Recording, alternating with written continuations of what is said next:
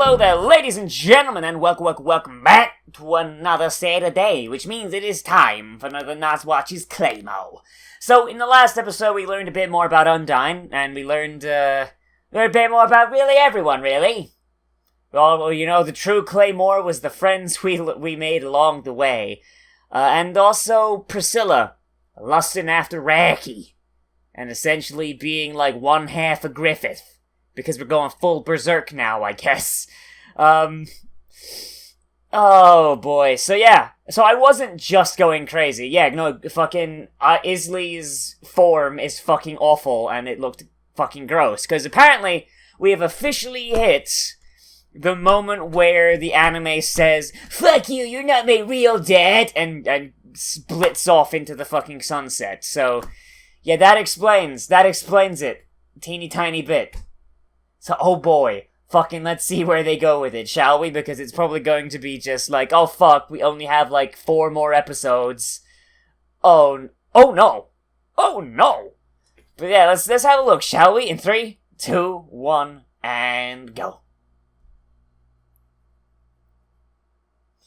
Oh, it's 0. We were all sent here to die.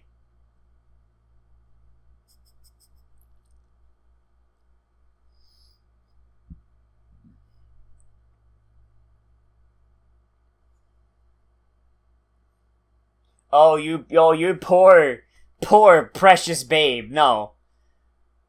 All of y'all are gonna die. All of y'all are dead women walking. Dead women Christopher Walken.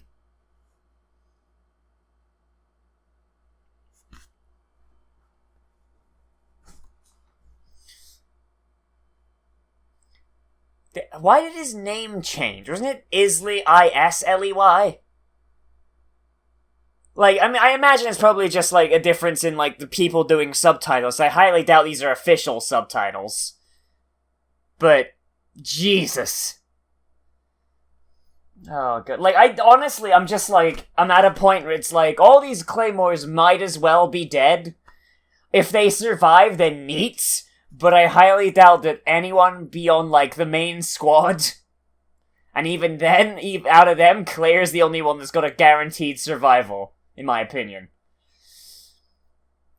Because who else is gonna save Raki from fucking Priscilla's razor-sharp vagina dentata? How about that?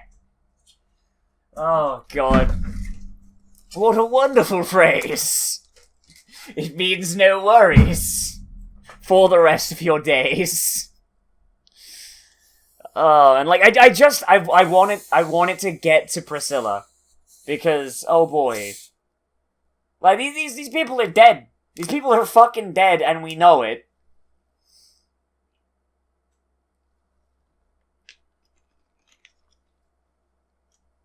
Like, we've got, like, Ricardo is gonna show up, he's gonna be like, "Hey, what's up, Claire? I seen your boy toy, he's been having sex with Priscilla." And she'll be like, "No, I've been betrayed." Like...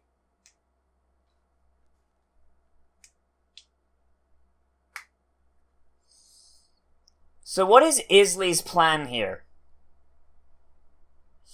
Like, I mean, I get that he's bringing along Priscilla. So he's bringing along Raki because Priscilla wants to shove her dick in him. But...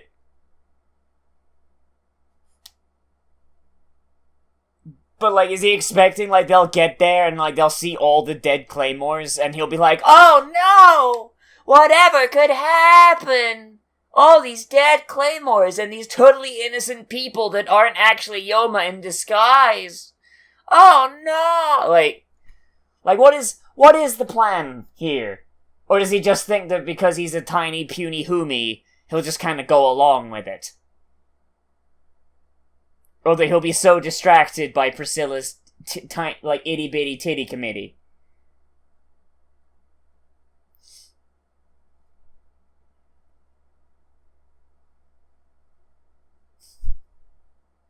Itty-bitty titty committee. Fuck. Oh! Alright. Here we got the generic Awakened boys, then. Big, blocky motherfuckers. And there's Ricardo! What's up, you Spanish motherfucker? How you doing? What's your ability? Because I imagine since you're a protagonist, you'll actually have your thing, you have your stuff.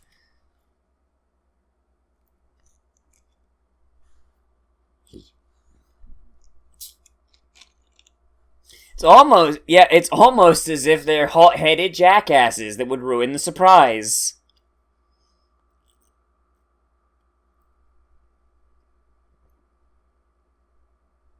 Ooh. No, he is just Griffith. Alright. Well, at least I get to know how Berserk ends. Because the fucking writer keeps just playing fucking Idolmaster.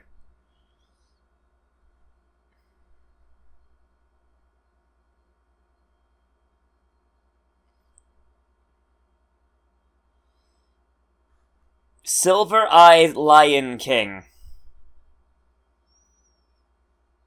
I imagine he's a former Claymore then, yeah?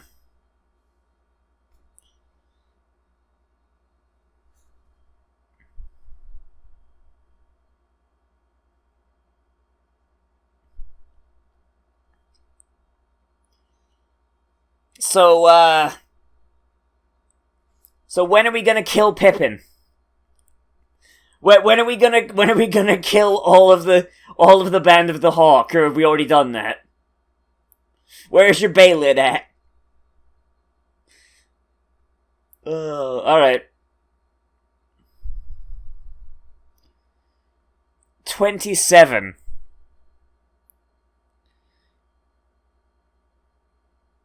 27. That's all you're bringing. I mean, I get that awakened beings are stronger than claymores on average.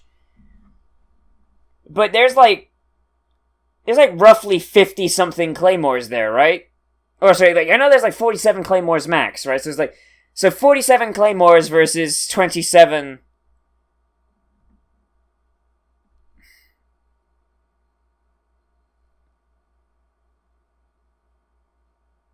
Oh, and they're back at full strength. Almost. Except for one person.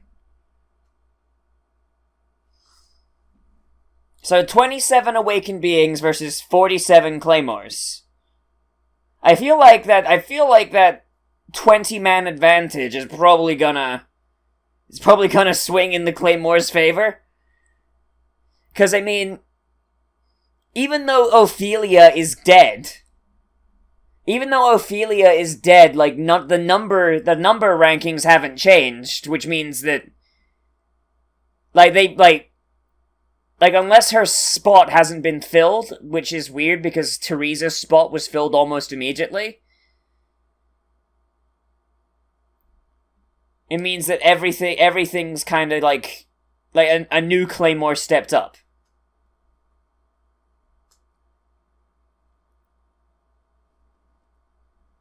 It's like,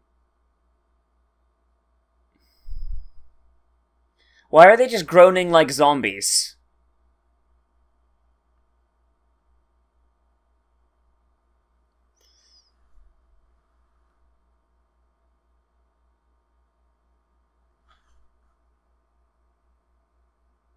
Rip. Fucking ripped.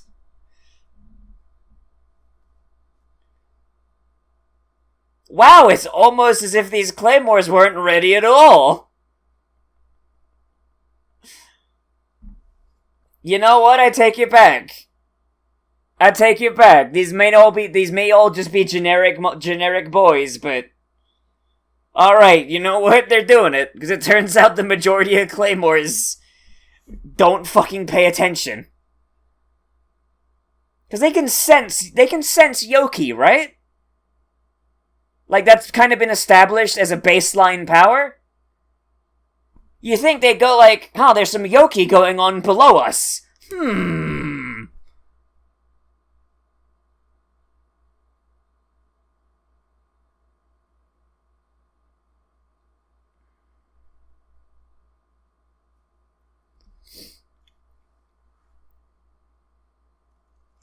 You know what? Yeah, maybe he should have left some guys at home, make it a bit more sporting. Rocky, if you're not having red flags go up, then you're a fucking idiot. Yeah, I mean... So that's one dead awakened for, what, like...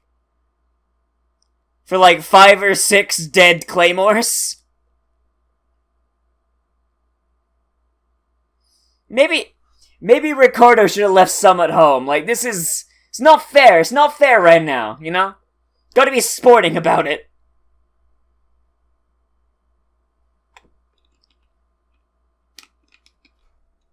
Then again, the protagonists are actually managing to do it. Because the squad is on point, at least. Then again, they're not really doing all that much in the way of damage. You're really gonna break this out immediately? And why the arm? Why not the head? Why not attack his head with that? Because you can only do it like 3-4 times, girl. Come on. Instant transmission? Nani?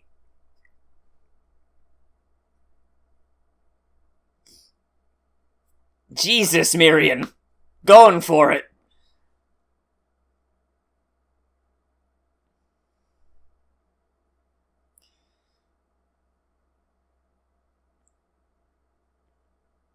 Run away! Like, is this episode just gonna be like just a one big fight scene? Oh look, it's little Miss Never Draw Her Sword.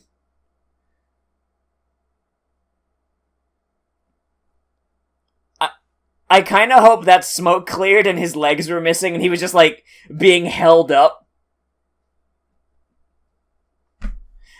Like, I kinda wish that was how it went. He's like, where'd they go? And why are my legs cold? He looks down, his legs like missing his lower half. And like, Flora's got her hand on his body like, do you need some help? But I guess that works too. Man, my guys are getting their asses kicked after killing like 6 guys in the first 10 seconds. It's almost like the protagonists have shown up.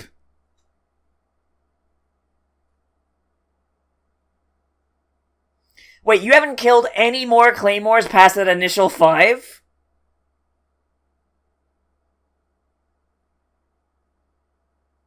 Jesus, maybe you should get more guys!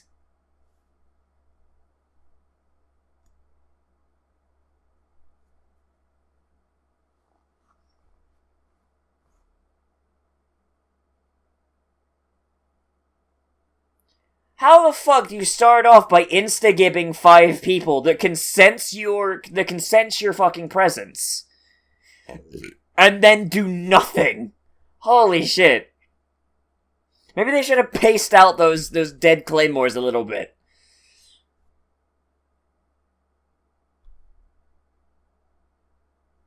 Ah, she likes to wander off. She'll be back.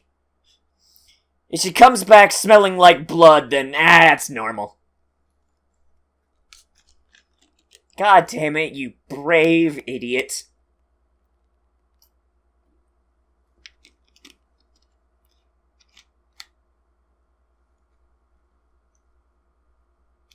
That's not a very nice thing to call Priscilla.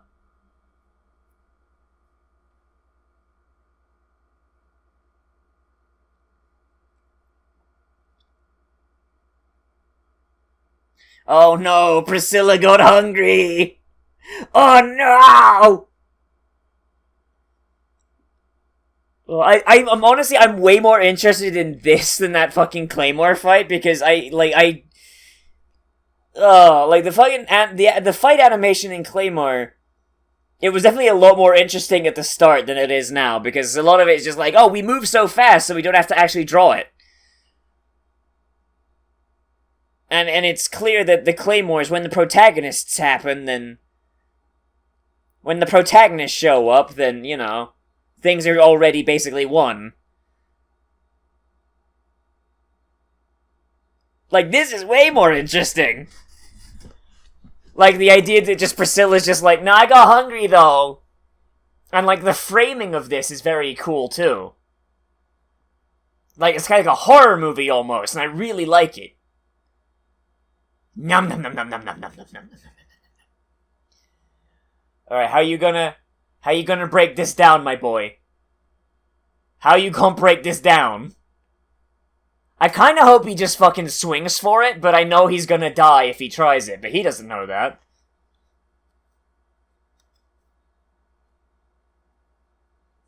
But seriously, like, most of these awakened beings all, like, share similar, if not the same design. And their powers aren't all that interesting. So it kind of defeats the purpose of... Like, most of their designs are big muscle, man. Like, and they just got slightly different heads. Their powers, as well, like, they don't really have powers like the other Awakens did. Alright, please let Ricardo show up, and please let him be a big dick G. Give me something. Give me something.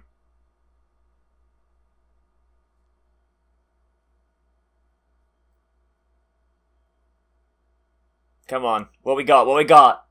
Where's our boy? Where's our boy Ricardo? Hey, friends! Would you like to hear about our Lord and Savior?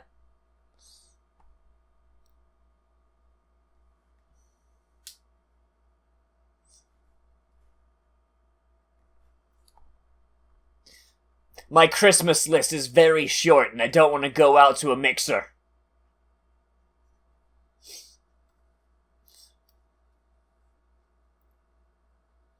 Alright, what does he look like? Give me an actual boss fight now. Oh, he's a big furry motherfucker!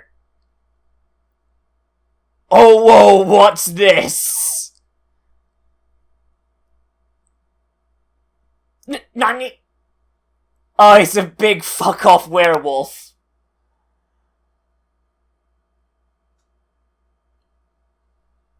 So his big gimmick is that he's a werewolf.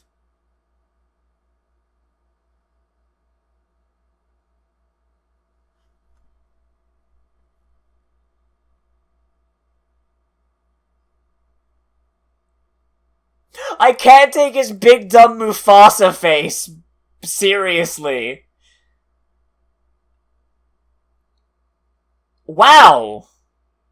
Wow, that is the biggest wharf to ever wharf a wharf. She did nothing. She has done nothing. She did less than nothing. She never even had her big redeeming hero moment. The wharfest wharf to ever be killed by a barrel. Though, that is the first Yoma we've seen that's furry, though. Makes me wonder if he's native to the north, and maybe, like, what a Yoma looks like depends on where they're from. Does make me wonder. Because that could mean you'd have, like, more lizard guys in, like, deserts and stuff.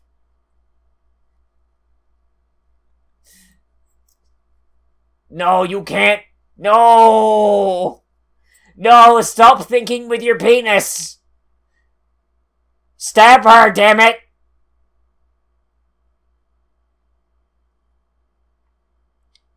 Stab her!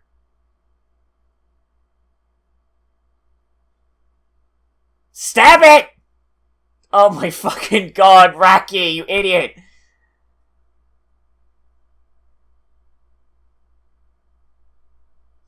Raki, you fucking dingus! Stab it! You might just piss it off, but stab it!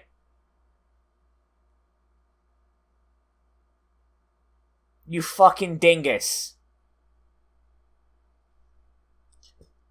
Is this where we learned that, like, Yomas can be good people? Is that gonna be the twist?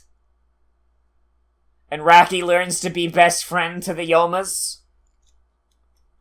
I know that's not gonna be it, because Yomas are inherently evil bastards, but still.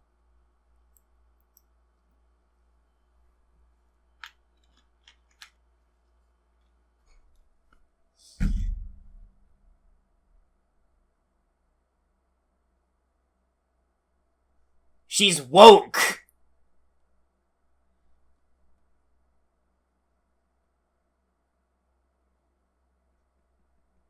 She's on that new paleo diet, fam.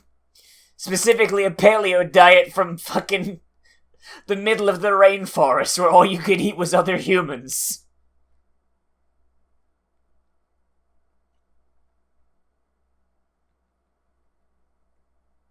God damn it, Raki. You fucking spastic. You fucking this is really good. This is really good, and I like this development because it's just easily being fucking. He's just being Griffith. This is a very Griffith thing to do.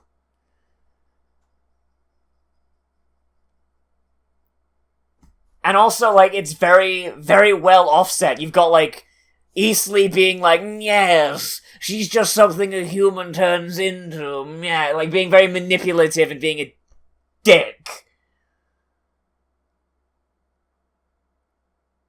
And then you just cut back and you got this giant fucking fursona reject smashing people's dicks off.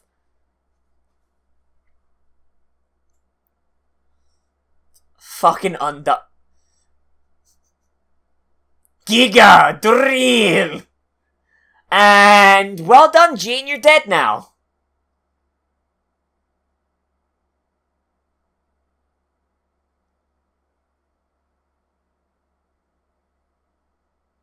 And that's the deepest Ricardo was ever inside a woman.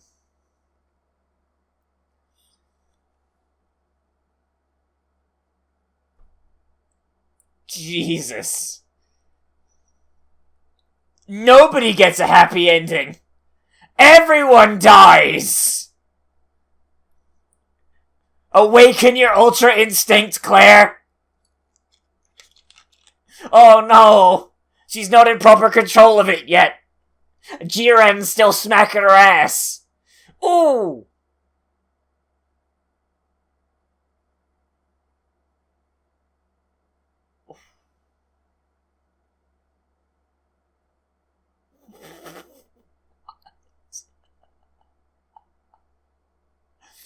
Did he just fucking kill Flora with a goddamn Itachi-style head poke? Just walked up to Flora, the fastest person so far, and gone, dunk. Like, Jesus! That's probably the best kill I've ever fucking seen. This is like a goddamn level 100 person walking into a level 1 zone. Jesus Christ.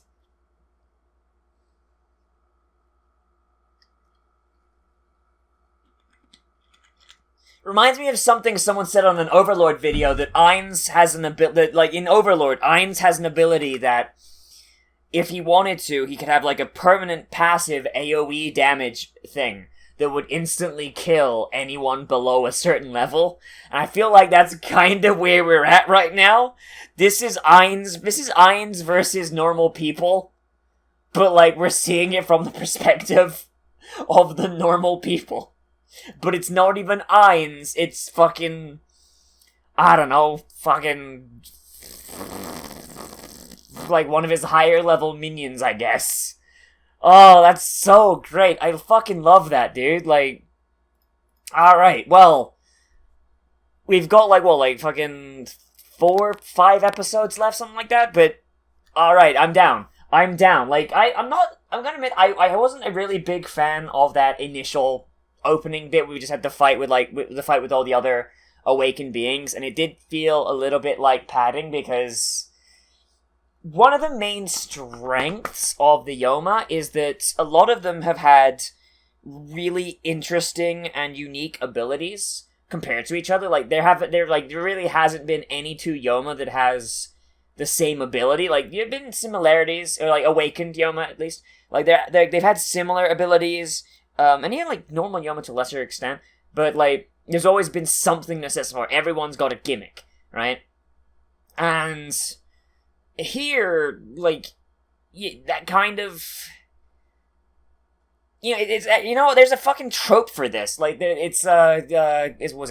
Law of Conservation of Ninjutsu, right?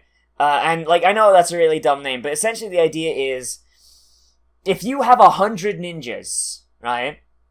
Like, for every 10 ninjas you have, the group of ninjas is weaker overall. Because one ninja, and like one ninja alone, that's a boss fight. 100 ninjas, that's just the basic enemy type that you're going to be fighting a lot, then you're going to essentially be one-hitting. Right? Because that's the idea, is like depending on the volume of that enemy is either going to be really strong or really weak. And having there be like fucking, what was it, like 27 awakened beings all show up at once, it kind of feels like there's that's kind of in effect. Like, whereas like if they send in one awakened being and it's a big strong dude that turns into a fucking furry's wet dream that can kill people with one touch, right? They send in 27 awakened beings and they kill 5 in a surprise attack, and then they all start, and they don't make any more progress beyond that, and start getting their asses kicked slowly but surely. Not to mention the fact that they all more or less looked the same, but it was with very, very, very minor differences. My eye itches, I apologize. So it's like, the general idea is, big, strong, muscle man, but, like, their heads are vaguely different. Like, some of them had lizard heads, some of them had humanoid heads, some of them didn't, some of them had 2 heads, some of them didn't even have heads, right? So, like, you just have, like, this lessening of the impact, you know? Especially, like, and just, it really did just serve to just distract and just be like, oh, pretty lights, nothing's really happening, oh boy, you know, it's just not very interesting whatsoever. So I feel like maybe, like, either that initial fight, maybe they shouldn't have made them be awakened beings, maybe be like, you had, maybe like 1 or 2 awakened beings, like boss beings, I guess, and then you had, like, a bunch of, like, baby Yomas, like, normal-ass Yomas, walking around and, like, being, like, minions, you know? Like, disposable. Maybe that would have worked better, and then you could have had the two boss awakened beings, or even 3, really, and, like, have them be like, mwahaha, Claymore, like, you can still have them, like, go out like bitches, because, like, we had, like, 2 or 3 awakened beings fucking die there. Like, those could have just been like the boss boys, and they get like wounded or killed, and Ricardo is just like, alright, I blow the whistle, all the baby Yomas that are still alive, like, back the fuck up. He walks in and starts yiffing people to death, you know? Like it really feels like it kind of negates the threat of awakened beings if it turns out that the majority of them are jobbers. You know, when, like, they're supposed to be, like, guys that are so badass that they are Claymores that decided they didn't want to be human anymore, and they're like, nah, fuck it, I'm gonna eat people. And it's like, I don't know, it's kind of why, like, vampires, like, the idea, like, behind a vampire isn't that, like, if a vampire bites you, you become a vampire. You become a vampire's thrall, right? Because a thrall is normally easier to defeat than a vampire, and then, like, okay, and then, like, occasionally you'll have 3 different levels, right? You'll have, like, the vast majority of the vampire's minions, which are, like, thralls. You'll have, like, lesser vampires that are, like, lieutenants. And then you've got the master vampire, right? Who's, like, the big bad Dracul motherfucker, you know? And, like, that's kind of, like, where I was thinking that this awakened thing went. You had, like, the abyssal ones, and then maybe you had, like, 1 or 2 captains kind of thing. Like, so, like, Priscilla and Ricardo in Easley's case. And then you had, like, maybe 5 lieutenants, right? And each lieutenant controlled a fuck ton of baby Yomas, right? That's where I thought we were going with that, because it seemed like the awakened beings were so fucking powerful that, you know, it would be a big deal. It would be a big deal that they exist. But I guess that's not really how they wanted to go for it. Beyond that, I do quite rather enjoy this whole thing with Priscilla. And Raki's reaction, I don't know whether it's realistic or dumb. I really do not know whether it's realistic or dumb, because, like, on the one hand, Raki ran into an awakened being What the fuck just happened there? Okay, well, I hope that didn't fuck up, because I thought my camera just froze there for a minute. I hope it didn't, but Raki ran into an awakened being once. Like, one time. And, like, it almost fucking killed him, right? Like, maybe he didn't know the term awakened being. Like, maybe that's the idea. But it still, like, almost fucking killed him and like, almost like, led to him being separated from Claire. So, he runs into someone else that also looks human. Like, and specifically looks like a little girl, too. Just like that awakened being that, like, Claire and Ophelia were sent to kill. And, like, fucking... she's eating people. Like, if I was Raki, I'd be like, I've seen this dance before. I've seen this dance before. It didn't turn out too good the last time. But at the same time, though, like, someone like Raki, I don't know how much combat experience he's seen. Like, I know he's been training with the sword, but it's clear that he's kind of new at it. So, like, he's not really a warrior. He's training to be one, but he's still very much wet behind the ears. I don't know whether it be within his character or not to stab Priscilla to death if she's sitting there crying about her mum and dad. Like, it's really, really, really dumb, but is it too dumb for a character that's honestly relative to everything else that we've seen as an audience and Claire's seen as a Claymore? He's pretty sheltered. Like, he's run into an awakened being once, and it kinda solved itself without him. And it also was acting like a sociopath, so I don't know if it's really it's a good argument, and it's full of nuance, because like we as an audience, we don't know if Priscilla's being legitimate or not. Like, we all know that Isley is a fucking giant cunt burger. Like, we all know he is. Like, he is evil as evil can fucking be, and he's a manipulative prick. But does that extend to Priscilla as well? Like, as an audience, we don't know. We can make guesses. And I'm gonna guess that she's essentially an unhinged, violent psychopath. Like, really just liable to snap at any moment and eat his head. But that kind of that's kind of where the predictability ends. Like, she could be being legitimate right now, and she just, like, gets hungry sometimes and, like, hulks out. We don't know. But there's also, like, how is Isley gonna take care of it? Because he seems to actually genuinely care about Priscilla, because if he didn't, he probably would not have brought Raki along, because Priscilla seems to legitimately care enough for Raki, because if she was hungry, why would she not just eat Raki?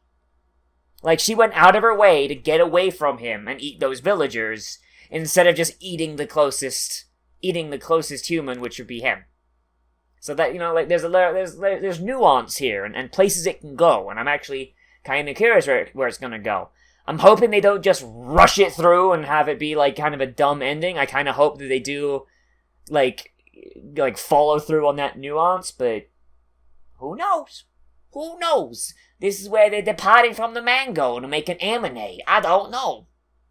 Let me know what you think down there in the comments, why don't you? Whether you agree, you disagree, or you want to talk about a thing that I missed because I was too focused on the other bullshit. Because that's what they're there for. Alright, as always, I am Nozz. Remember to like, comment, favorite, subscribe, all that good shit. And if you really like my content, you can always support me on Patreon, which gets you access to the special patrons-only Discord channel where you can recommend animes and stuff to be let's played, reacted to, reviewed, all that good stuff, as well as some other rewards that we're still coming up with as we go. Right now, we're thinking about doing like a patron movie night kind of thing every month, so like we can just basically gather together, like, alright, what do we want to watch? What do we want to hang out and have like this hangout thing? It's just us as friends. But yeah, there's kind of working on that. Like, and we'll see how it goes. Yeah, that's a thing. That's a thing as well. And anything else, really, just still kind of working on it. Gonna be honest. I don't know. Anyway, I'll see you in the next video. But most importantly of all, become a trash mammal today. And I will see you around the road.